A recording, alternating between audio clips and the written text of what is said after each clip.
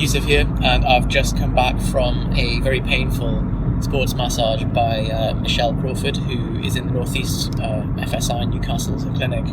So if you're nearby, highly recommended. Now, the reason for this video is that often if we have a niggling injury or something, we always try and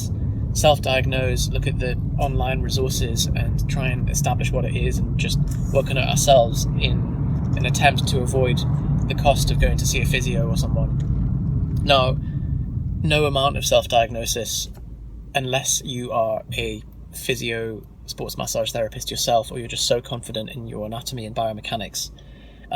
is going to replace going to actually see someone, getting an independent assessor. Now, although the exercises that they often give you and things like that are very boring,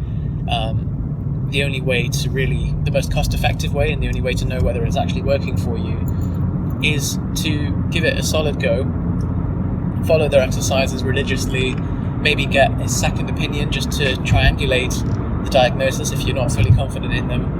and just follow it for a good 3 months, and then you can make an informed decision as to whether it's actually been helpful for you, and that's going to be much better than spinning your wheels or barking up the wrong tree, whatever other metaphor you want to use, to try and self-assess your injury,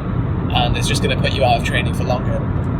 So in my case, I had a lower back issue and it flared up again this week, and up until now I'd always been relatively on top of, not mental about it, but consistent with soft tissue work, stretching, doing a lot of the so for example the Kelly Starrett super squat sequence hip opener, which is very focused on hamstrings, hip flexors, so iliopsoas and rectus femoris and piriformis. And it turns out, having been assessed by her, that actually those aren't really issues for me, and the piriformis isn't particularly tight. That's not something that I would have ever been able to work out myself. The anatomy of the hip and the musculature of it is quite convoluted, and for me it was actually glute medius and glute minimus that were the issues, and I knew that as soon as she stuck an elbow or a thumb in it, and I was like, oh, okay, that knacks. Like, there's clearly some work that needs doing with the soft tissue there. That's not something I would have come to myself, and so I would have spent a long time just spinning my wheels. Now, people often have a resistance, including me, to spending money on these things, but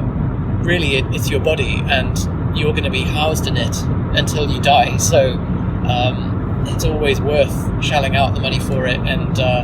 doing what you can to make sure that you can train today and tomorrow. And it's often a false economy to try and save the money on something like that and then end up 10 weeks down the line, injury is either worse or no better, and you've stalled in your training progress and everything else. So that's my recommendation to you. Don't be afraid to shell out the money, get a proper assessment, and just follow the system as much as you can, and then make an informed decision at the end of that.